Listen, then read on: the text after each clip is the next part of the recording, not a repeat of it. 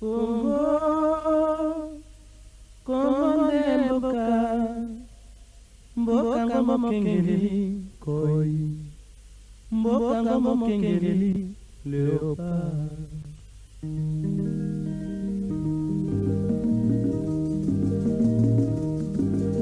Mikolo sekala kina mosolo ya mboka Congo ekoki, tokongwani misolelo, tomoni bozoba nyonso tosali, oya kobongisa bango bakani, tosala esala, moto nyonso ata mwana. Kongo ya mosolo, pembe ya nzoku, Kongo ya bwanya, kasa ya bila, Kongo ya makasi, moto ya ngoi.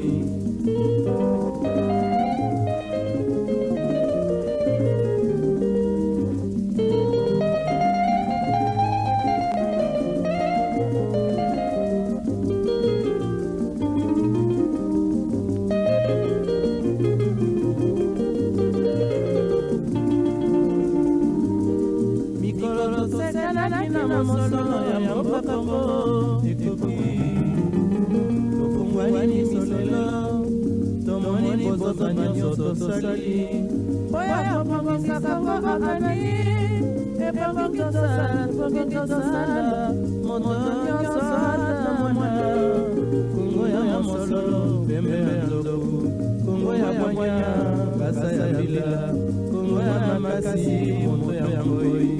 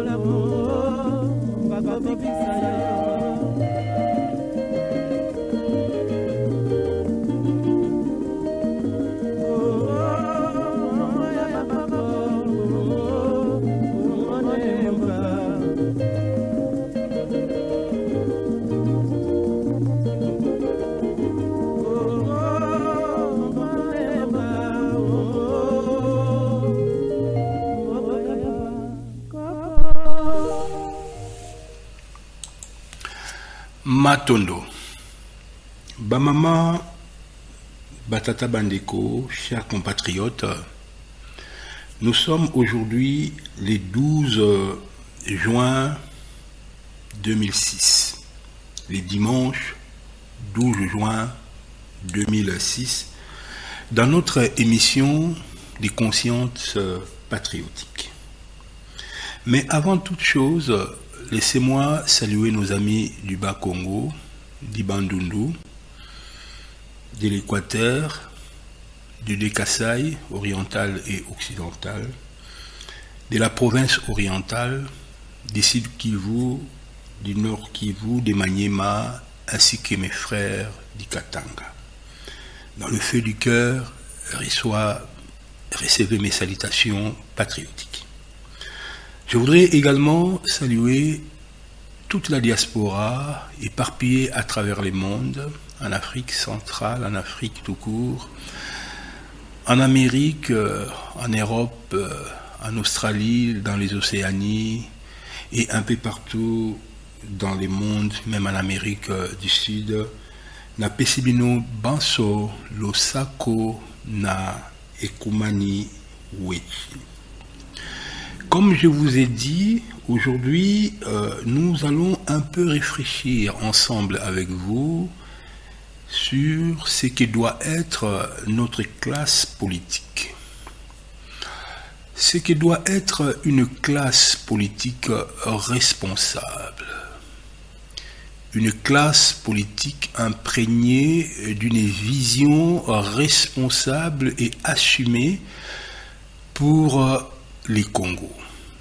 Mais ma contribution aujourd'hui dans ces débats, dans cette réflexion, va se situer au niveau de cette conception sous le prisme de la cosmogonie africaine, enrichie de la spiritualité que je suis en train de prêcher, la spiritualité de l'ère des Verseaux.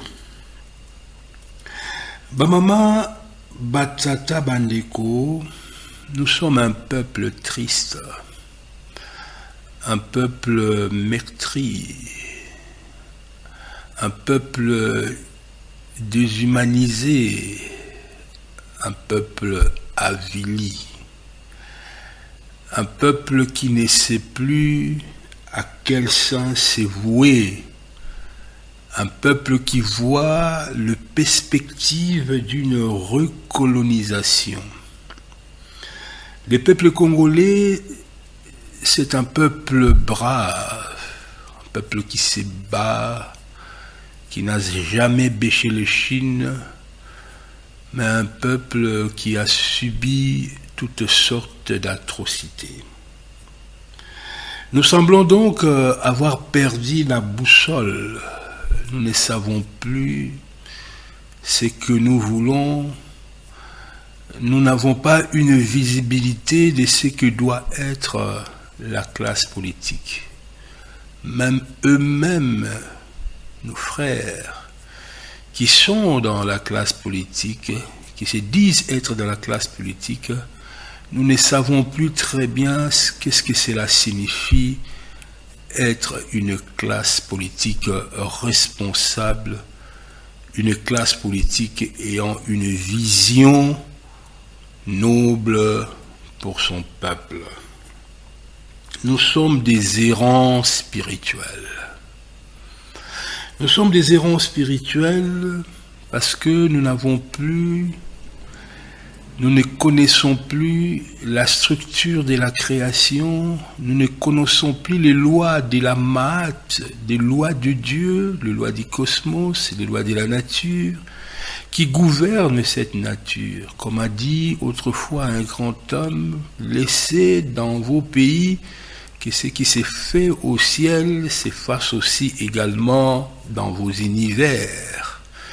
Eh bien, pour que ce qui s'est fait au ciel puisse se faire dans nos univers, il est important, chers compatriotes, que nous ayons une notion juste de la spiritualité. Je reviendrai un peu plus tard sur ça. Et vous allez voir que dans ces domaines, nous sommes des errants, nous préférons une religion de la foi bâtie sur des dogmes et de préceptes, des religions importées qu'une religion forgée dans la connaissance. Nous sommes des errants dans notre société sur la recherche fondamentale. Nous ne savons plus rien de ce qu'est la biologie. Nous ne savons plus rien de ce qu'est la physique. Nous ne savons rien de ce qu'est la chimie, ça n'intéresse personne. Nous ne savons rien de ce qu'est le mathématique. Nous ne savons plus rien de la géologie, de la botanique, de la géologie, de la climatologie, etc., etc.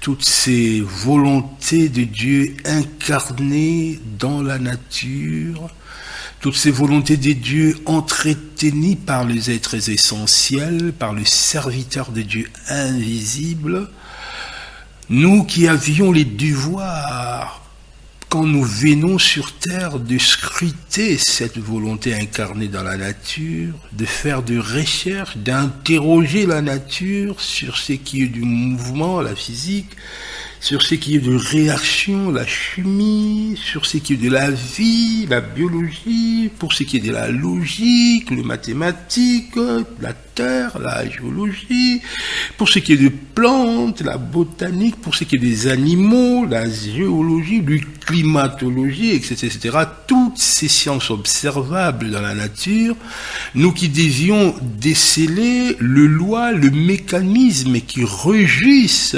ce fonctionnement des symbiantia, des symbiamopepe, nous ne savons plus rien de tout ça. Donc nous sommes devenus des Caïns errants en matière de recherche fondamentale.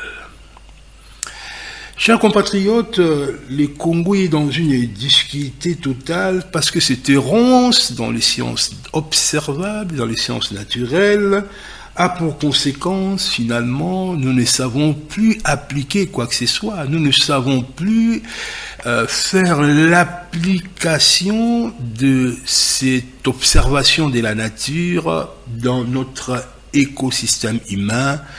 Par conséquent, tout bébé, tous incapables d'inventer, incapables de technologies nouvelles, nous sommes donc dépendants des productions des autres, de la consommation mondiale, et à la place, nous vendons nos terres, nous vendons le produit du sous-sol, parce que nous sommes à l'époque de la pierre polie, nous sommes au Moyen-Âge, nous sommes à l'époque de la quéette, nous n'avons à offrir dans le rendez-vous du donner et du recevoir dans les marchés que la terre brute, parce que nos neurones ne fonctionnent plus, alors que le pays égorge énormément de soi-disant intellectuels dans de différents domaines, mais incapables absolument de faire quoi que ce soit. Bamama, batata, bandeko, banasomi, yamboka Congo.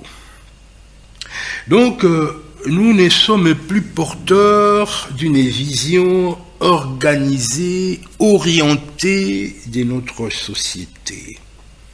Nous errons même sur le plan des évolutions, des traditions, des cultures.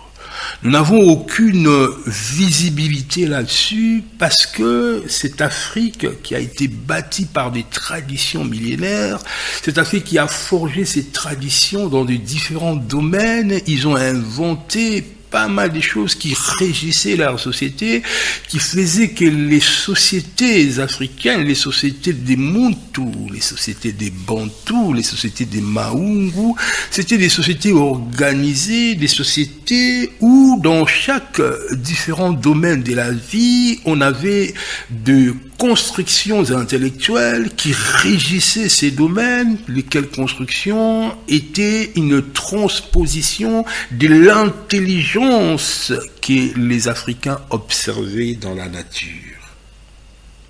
Errant dans les cultures. Alors que nos traditions ont fait preuve pendant des siècles, pendant des millénaires, nous avions un sens élevé dans nos traditions du respect de la vie. Nous avions le sens de la famille. Nous avons compris comment est-ce qu'on devait maintenir de façon écologique notre environnement. Nous avons bâti de civilisations de paix, des civilisations de la sagesse, d'amour, des civilisations profondément imprégnées de la justice, Et tout ça, aujourd'hui, quand on observe notre Congo profond, quand on observe les comportements, nous voyons qu'il n'y a plus de sagesse, parce que, en vérité, la sagesse, ce n'est rien d'autre que la connaissance des lois qui régissent la nature et la transposition de ces dites lois dans le relèvement des défis des sociétés, dans la résolution de nos problèmes politiques, économiques, sociaux, etc., etc. Errance de ces côtés-là. Nous sommes des errants dans la religion, comme je vous avais dit au début, que je veux reprendre ça un peu plus tard, et bien non, c'est maintenant l'occasion. Aujourd'hui, mesdames et messieurs, chers compatriotes, nous avons épousé des religions dont les leitmotifs est la foi. Une foi qui consiste à croire à des choses qui n'existent pas.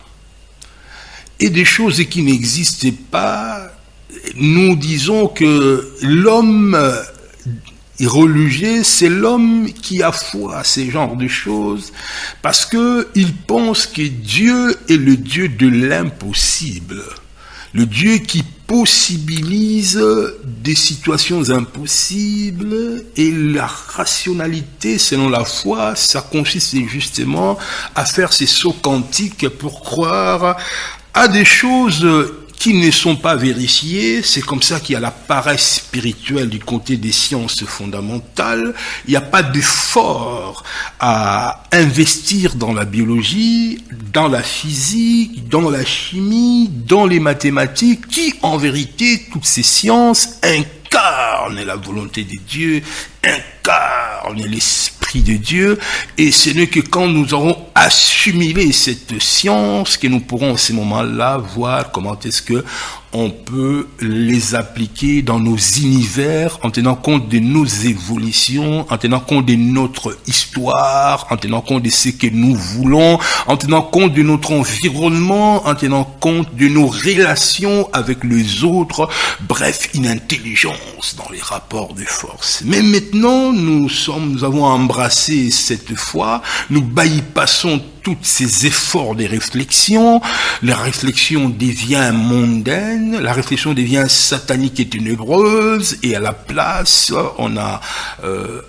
substitué à la réflexion la foi à l'impossible, la foi à croire que Dieu est un Dieu fantaisiste, arbitraire, qui viendrait sur base d'une prière de 30, de 40, de 3 jours, ennoblir nos sociétés, nous inventer par un abracadabra une biologie qui guérirait nos maladies comme ça, et l'homme noir est devenu un peu un vagabond dans ce genre de choses, dans ce genre de superfuge. Il excelle, et plus vous croyez à ces impossibilités, à ces irrationalités, à ces inepties, les gens trouvent en vous que vous êtes un serviteur de Dieu, Bamama, Batata, Bandeko, Banasomi, Yamboka Congo, alors que notre spiritualité, nous les Bantous, était basée sur la connaissance. Nous n'avions pas besoin de la foi, nous avions besoin de connaître, et nous, dans notre culture, nous étions des peuples humbles, c'est-à-dire que nous faisions des efforts de la connaissance, et à partir du moment où quelque chose était à notre disposition, du point de vue de sa compréhension, c'est alors qu'on pouvait voir comment est-ce qu'on pouvait progresser dans la société.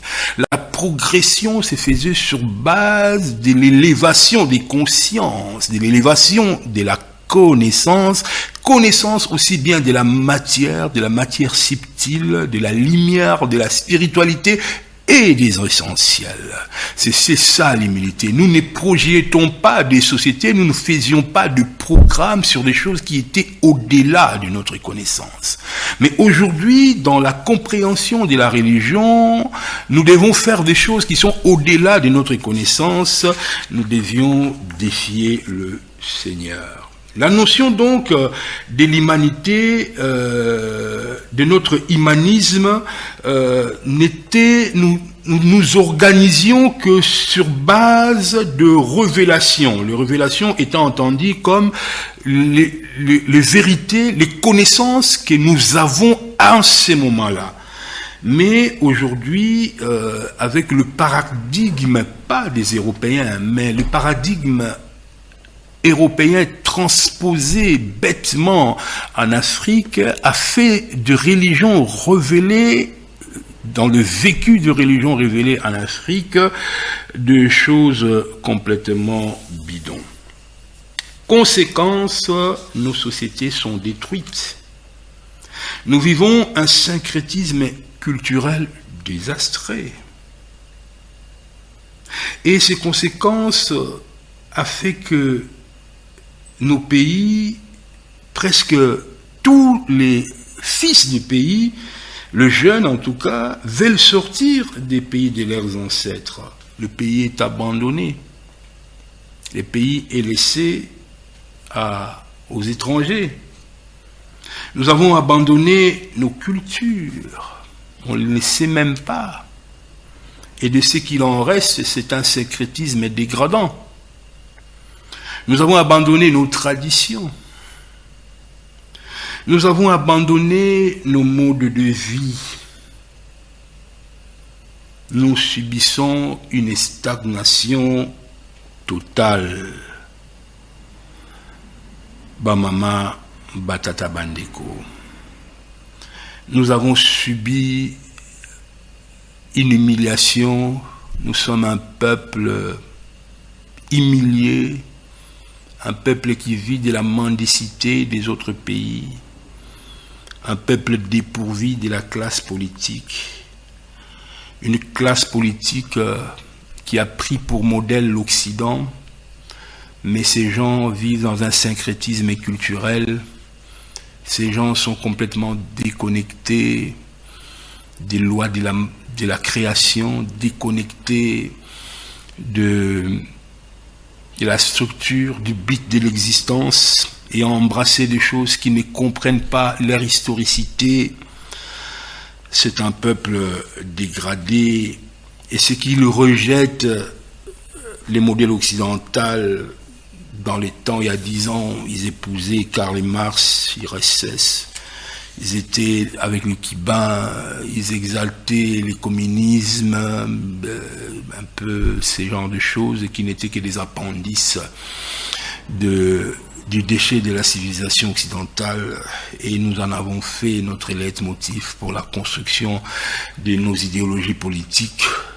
À l'époque, à Brazzaville, c'était Karl Marx, tout intellectuel chevronné devait connaître les capitales, etc., avec des discours, des revendications, les nationalismes, les ceci, les cela, tous ces débats. Ça veut dire tout simplement que l'Africain est perdu, l'Africain ne se retrouve pas, l'Africain a perdu la boussole. Bamama, Batata Bandeko. L'Africain a embrassé des choses qu'il n'a pas compris. Et aujourd'hui, j'aimerais parler, c'était une introduction, de ce qu'a été la classe politique, de ce qui doit être la classe politique. Et c'est à vous de juger, c'est à vous de voir. Vous devez faire un pas, on doit abandonner toute cette façon de concevoir le monde, parce que c'est un méli-mélo qui ne pourra rien apporter en Afrique, ni aujourd'hui, ni demain, ni après-demain. Mais avant que nous progressions, j'aimerais quand même que vous écoutiez cette belle mélodie de Jean Gougal qui parlait justement de celui qui est arrivé chez nous. Ce n'était pas de la maïs, parce qu'il n'était pas le frère du riz, parce que la façon dont il a cultivé, on voit vraiment que c'est de la différence, mais il s'étonne comment nous autres, nous l'avons identifié comme une plante de chez nous, et l'ayant identifié de ces faits, nous sommes devenus des chauves-souris qui ne sont pas ni de la race des animaux, ni de la race des oiseaux, et nous sommes devenus un peu hybrides. Bamama, Batata Bandeko, voici la chanson. Merci.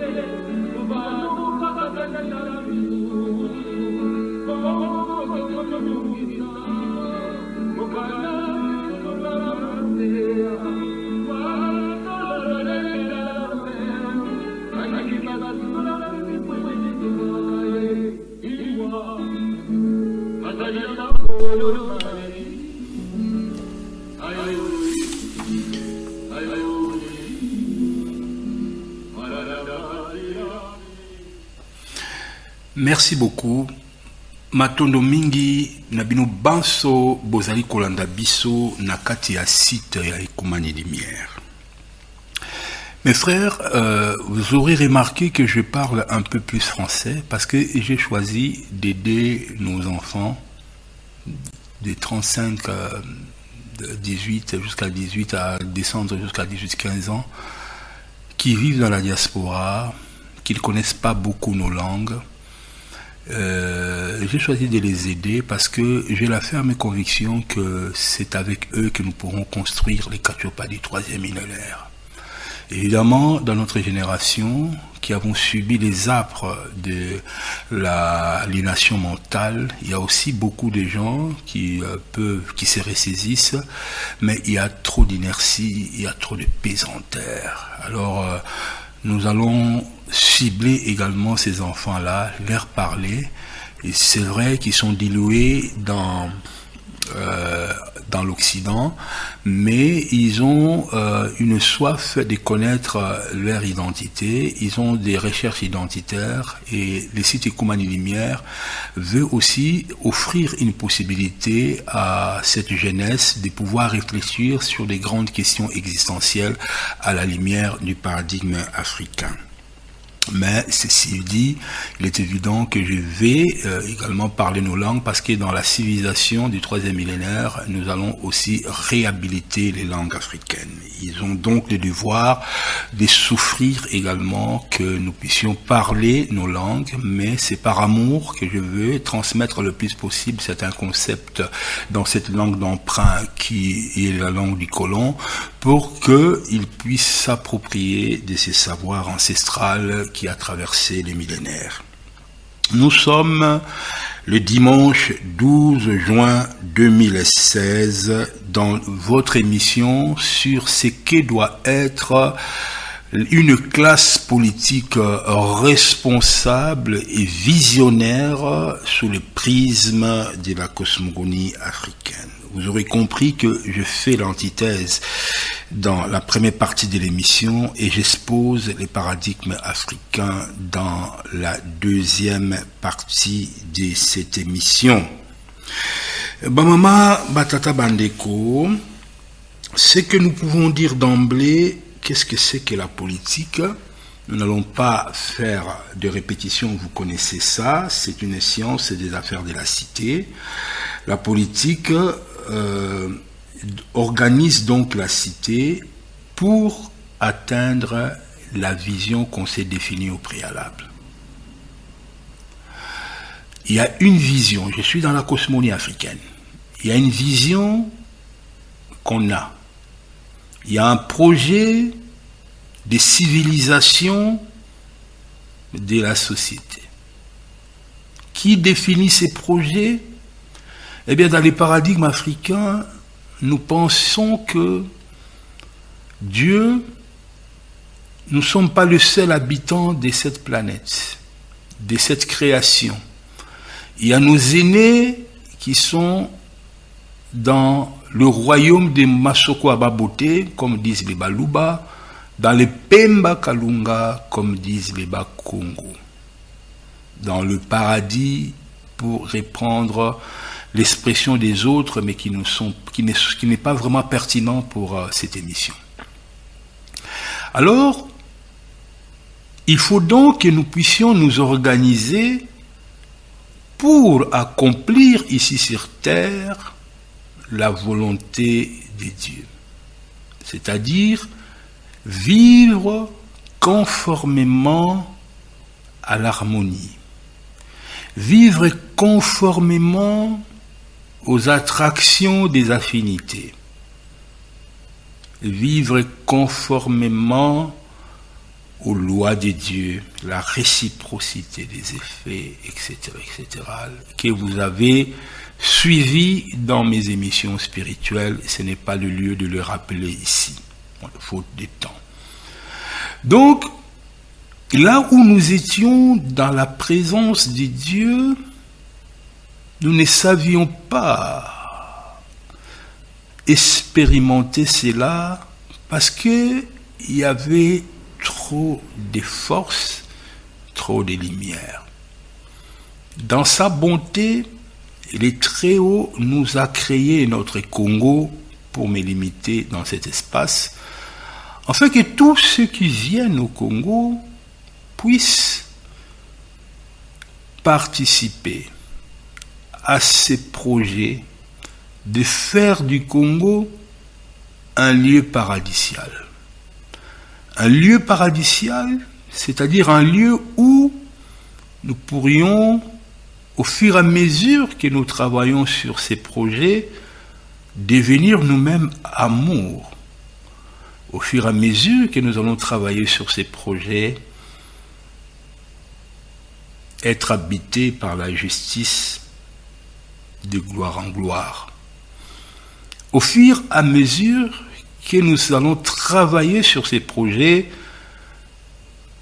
être purs, des hommes et des femmes ascensionnés, qui ont finalement, en fin de compte, à travers cette adoration qui est le travail, nous atteignons la maturité spirituelle.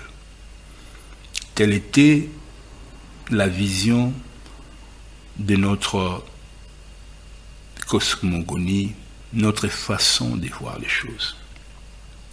Et pour ça, il fallait qu'on organise les sociétés, il fallait que nos communautés s'organisent, il fallait faire de la politique. Comment gérer les choses pour que nous atteignions cet idéal, cette recommandation que Dieu nous a donnée. Mais évidemment, c'est difficile, certes. Mais nous allons, au fur et à mesure, par un tâtonnement voulu par lui-même le Créateur, dans la durée et dans les épreuves, dans le va-et-vient et dans les échecs, atteindre cet objectif. Cela suppose une organisation. Donc la politique prend donc 3 sens. Premier sens, c'est la politique relève du domaine de la spiritualité. Pourquoi? Parce que la spiritualité, là, je fais intervenir les enseignements de la pire spiritualité du Fils de l'homme.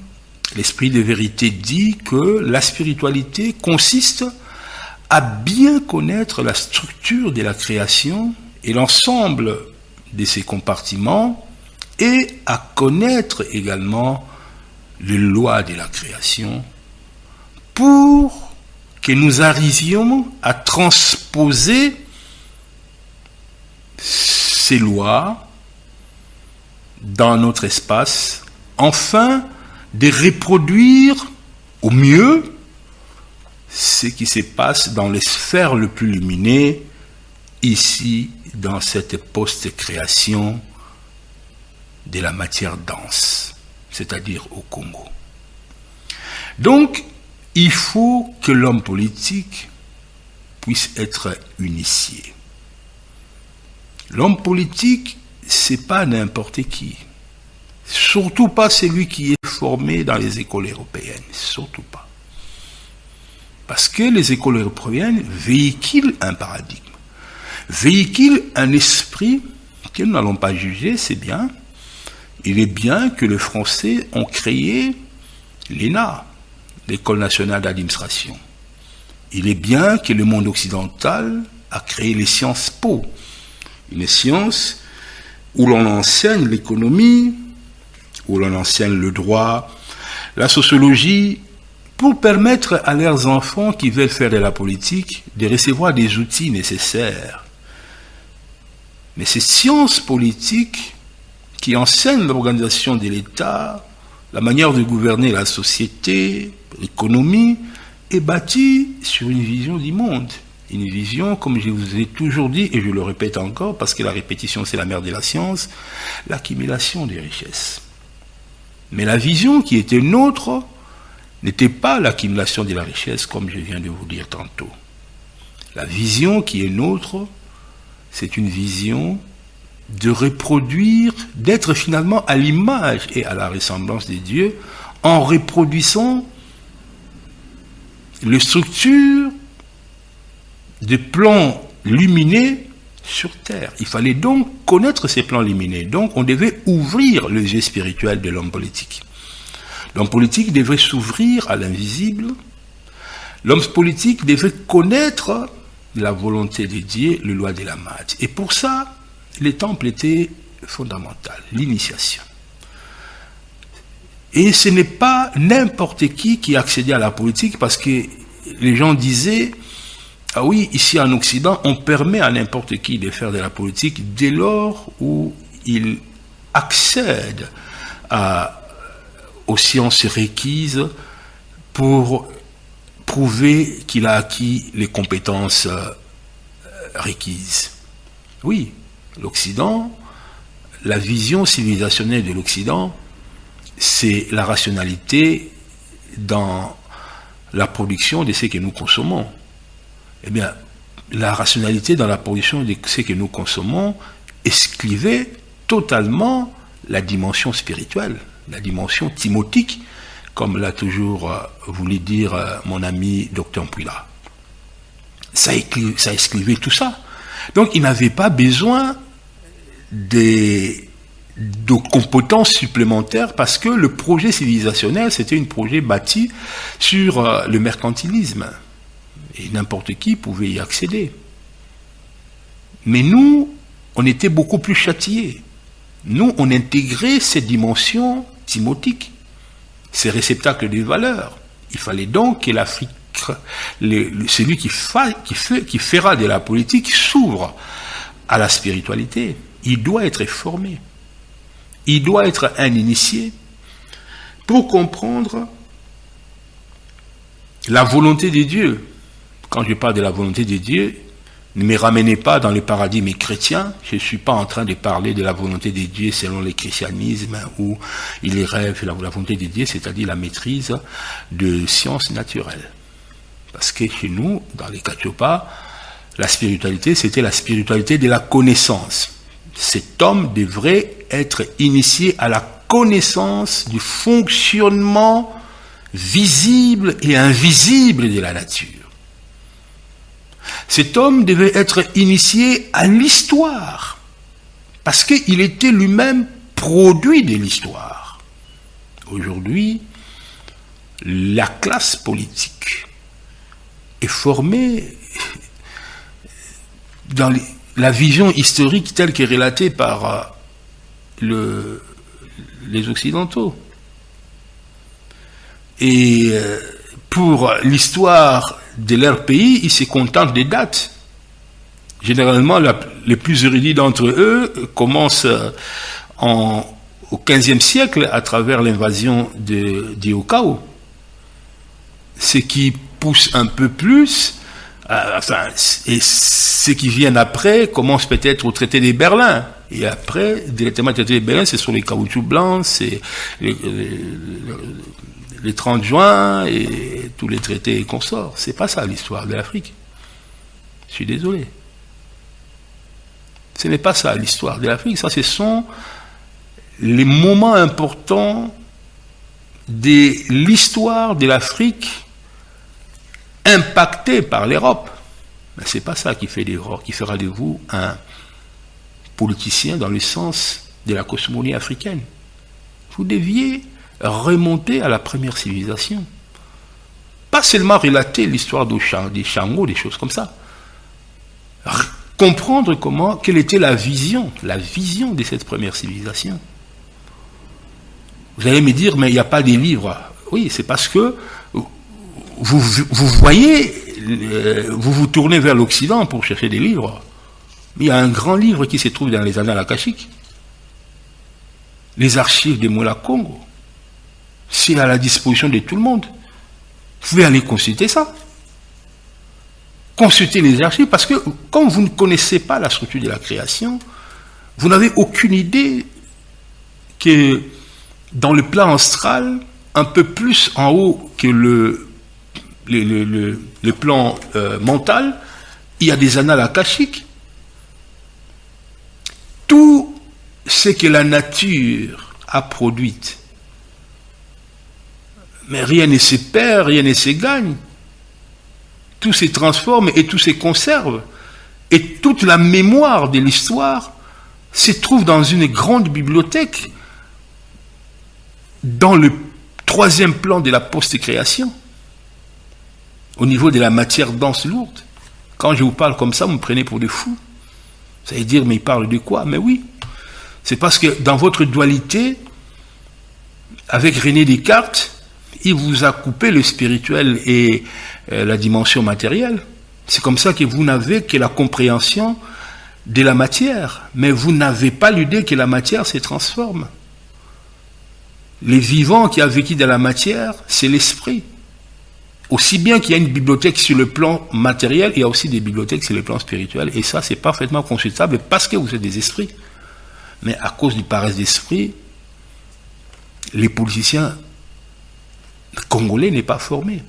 Donc finalement, cette classe politique, je ne suis pas en train de les insulter, hein. C'est le produit d'une histoire récente. Et vous voyez comment il y a des gens de bonne volonté. Il y a des gens qui veulent s'en sortir. Je côtoie des gens de bonne volonté. Je leur donne la main d'association pour qu'ils s'en sortent. Mais c'est difficile parce que je remarque que dans tous ces gens-là, ils n'ont pas une bonne compréhension spirituelle des choses et ils ne connaissent pas vraiment notre cosmogonie africaine. Et ils ont du mal à décoller. Mesdames et messieurs. Donc, le premier sens, c'est un sens spirituel. Il faut que l'homme africain, il faut qu'il y ait une classe politique des initiés des Katiopa, formés dans la moule de l'histoire des Katiopa, dans le loi de la maths. Et quand je dis initiés, il ne s'agit pas seulement de l'information de cette connaissance, mais il faut être habité par ça. Un politicien, c'est avant tout un serviteur de Dieu. Un homme qui est habité par l'amour, qui est habité par un sens élevé de la justice, qui est habité par la pureté et par la connaissance, il est connecté à ses ancêtres. Il est connecté à la mémoire historique de ce peuple. Et ce n'est que comme ça qu'il pourra avancer dans le deuxième sens de la conception de la politique. Voilà pourquoi était politique pas n'importe qui. C'est quelqu'un qui était formé, c'est un tout-moi. Les pharaons étaient formés au temple et ils n'avaient pas le droit. Ils ne se mariaient pas non plus à n'importe qui. Ils se mariaient à la fille du prêtre. Parce que cette femme était formée.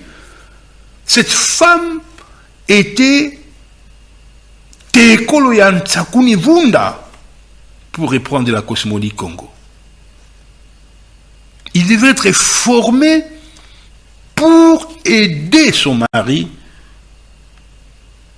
qui lui-même était formé, et il était préparé de sa jeunesse à ses responsabilités. On ne devient pas politicien parce qu'on a volé l'argent de l'État et on commence à distribuer certaines pagnes aux mamans ignorantes et on obtient leur voix. C'est complètement une aberration. On ne devient pas politicien parce que on a été dans la proximité du pouvoir en place et on s'est opposé pour une raison ou une autre et on crée un parti politique. On ne comprend pas ce que c'est que le Congo. C'est comme ça que les Ekoumani pleurent. Parce qu'on voit que nous avons perdu la boussole, comme je vous l'avais dit dans ma première partie. On ne devient pas homme politique parce qu'on est seulement fils d'un grand homme. Parce que ses parents ont souffert, parce qu'il y a ceci, parce qu'il y a cela, qu'on est préparé par les ancêtres. C'est pas ça la politique. La politique, c'est la réalisation du ciel sur terre. La politique, c'est un apostolat. La politique, c'est une consécration qui passe par une longue période d'initiation.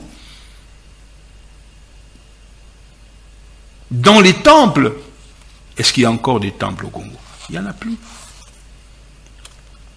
Parce que ce qui se véhicule aujourd'hui comme religion bâtie sur la foi, c'est tout sauf des temples africains.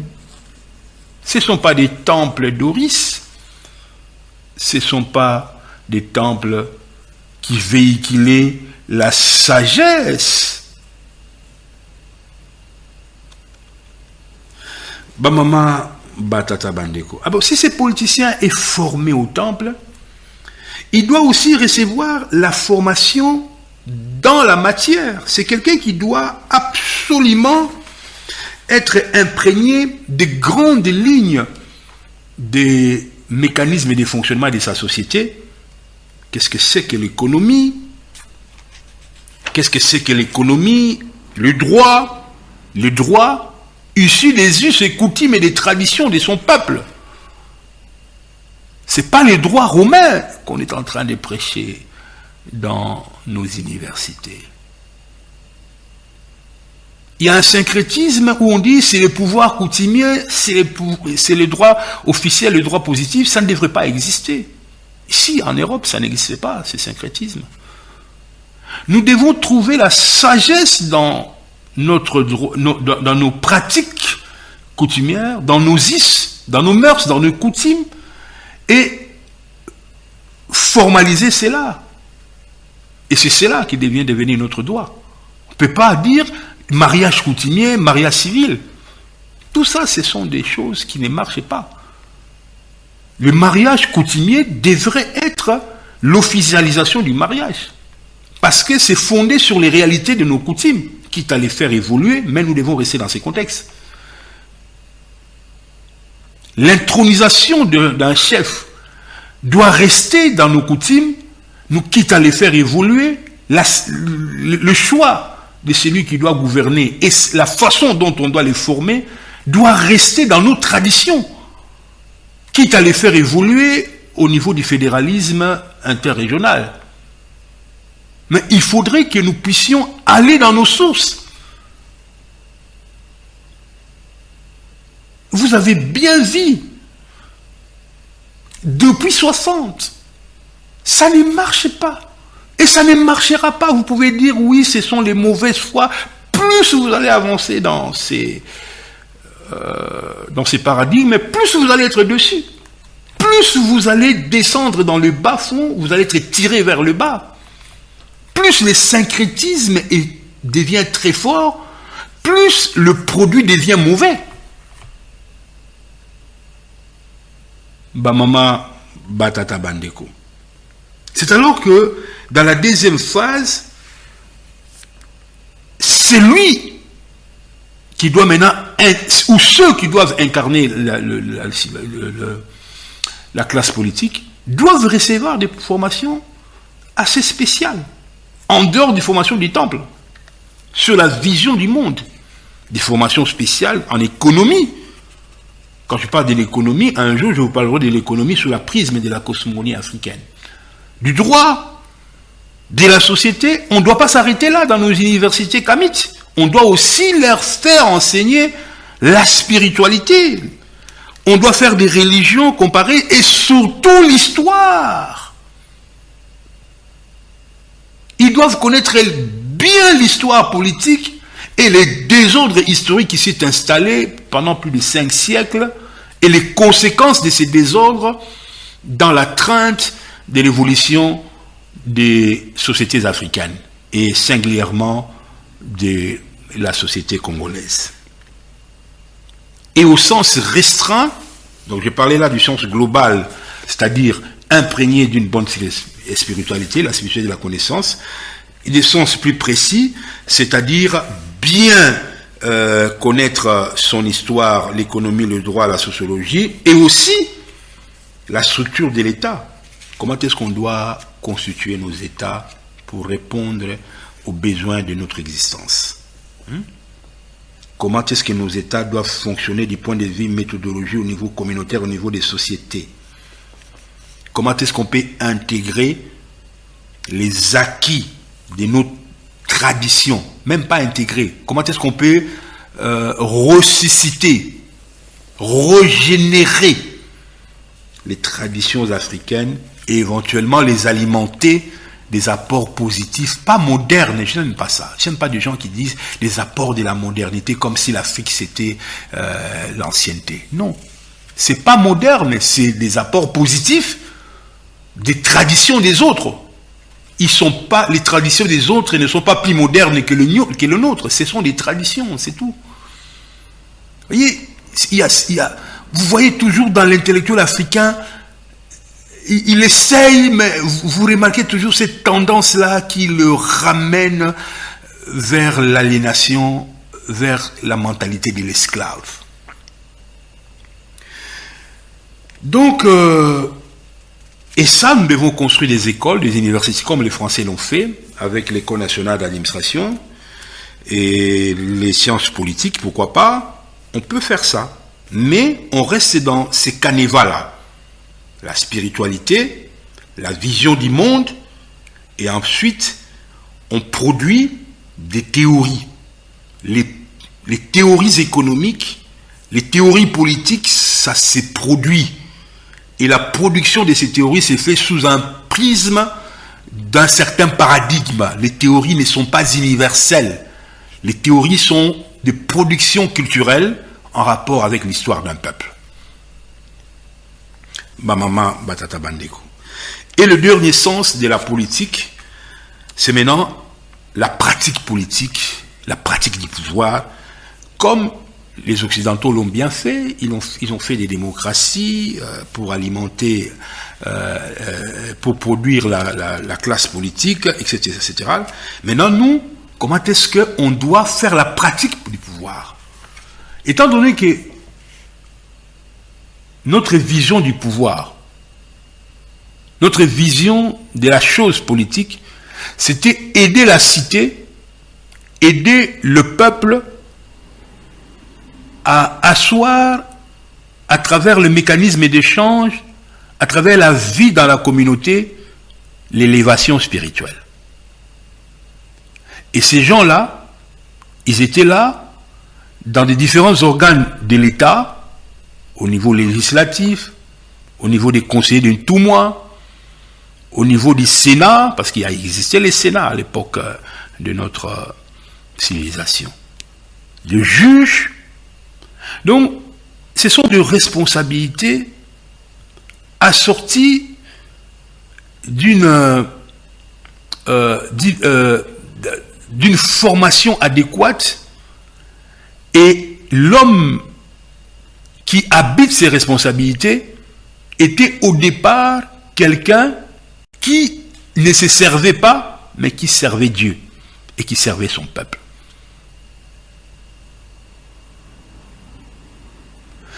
Il n'y a pas lieu, on peut bien concevoir ces systèmes sans des partis politiques.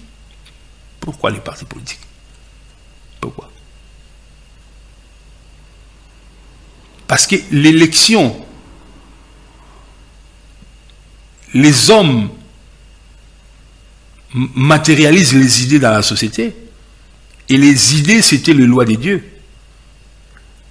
dont les détenteurs étaient les chefs des traditions, les chefs des coutumes, des gens bien formés, et on verra plus tard pourquoi les chefs des coutumes, l'héritage était transmis par de génération en génération, et de quelle manière.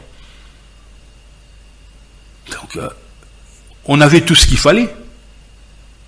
Et il y avait des débats au niveau du Sénat, au niveau des deux chambres. On pouvait élire les gens, des sages, cooptés ou par élection, ou désignés, qui allaient alimenter ces chambres selon ces paradigmes-là. On n'avait pas besoin des partis politiques. On n'en a pas besoin. Parti des Matungul ou parti de ceci, pourquoi? C'est un peuple qui travaillait par consensus. Regardez à Géval. Je ne fais pas l'apologie de Géval. Mais il y a quelque chose qui s'est passé là-bas. Ils sont arrivés partis politiques. Ils ont eu une déclaration commune. Et cette déclaration commune, est-ce qu'il faudrait-il pour piloter ça être dans les partis politiques? Non. On peut être des hommes et des femmes autour d'une déclaration commune et agir dans la société sur base de ces déclarations communes. On n'a pas besoin des partis politiques. Pourquoi? Pourquoi en faire? Parce que la représentation au niveau des instances institutionnelles est garantie. Et la politique, ce n'était pas les mangeoires, parce que les sociétés africaines, ils avaient tout. Personne ne mourait de faim. Aujourd'hui, beaucoup de gens entrent en politique parce qu'ils rêvent d'avoir une petite Mercedes, de manger, de faire ceci, parce qu'ils ont une mauvaise conception du pouvoir. Nos ancêtres, le peuple n'enviait pas ce qui représentait l'État. Il les respectait, et ceux qui représentaient l'État ne méprisaient pas le peuple, parce qu'ils étaient initiés. Ils savaient Koubele Bankulu, Koubele Bantu. Koubele Bantu, Koubele Bankulu.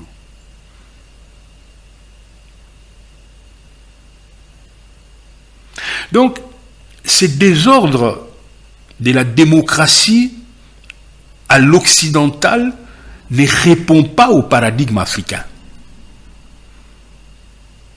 Nous devons nous mettre ensemble. C'est comme ça que je suis un éveilleur de conscience. Un éveilleur de conscience qui, en même temps, aide cette classe politique, tenant compte aussi de leur syncrétisme. J'essaye de leur apporter un petit peu de lumière, mais je sais que ça ira pas très loin. Mais on ne peut utiliser que les choses que nous avons pour aller un tout petit peu, parce que le travail que nous sommes en train de faire, c'est un travail qui s'inscrit dans la durée, et peut-être 200, 300 ans après, peut-être avant, nous pourrions en ce moment-là entrer réellement dans une indépendance spirituelle, parce que ce n'est que dans l'indépendance spirituelle que nous atteindrons notre liberté. Voilà, mes amis, ma contribution dans ces débats. Faute de temps, je m'arrête là. Je vous ai donc parlé de ce que devrait être la classe politique responsable et visionnaire sous le prisme du paradigme africain, et un paradigme qui se situe totalement en rupture par rapport au paradigme dominant actuel, mais il faudrait de la sagesse, de la prise de conscience des hommes et des femmes de bonne volonté du Congo, pour qu'ensemble, nous essayons petit à petit, peut-être en commençant par la particratie, mais au final, que nous soyons un seul peuple avec des pratiques politiques qui répondent aux traditions africaines. Soki na komiwana, bama batata bandeko, maloba na ngai masuki, tokutani vendredi, peut-être vendredi oyote, parce que comme na silisi, ba émission y anatomie anatomie spirituelle, il est probable que maman Yaki Yedi a Zonga sera comme prête pour continuer sur la féminité. Alors Ngai nako se concentrer na bandeko à Martinique na bana awa pour na zonga la résonance. Matondo. Tukutanya la prochaine. Suivez-moi sur mon Facebook. Merci.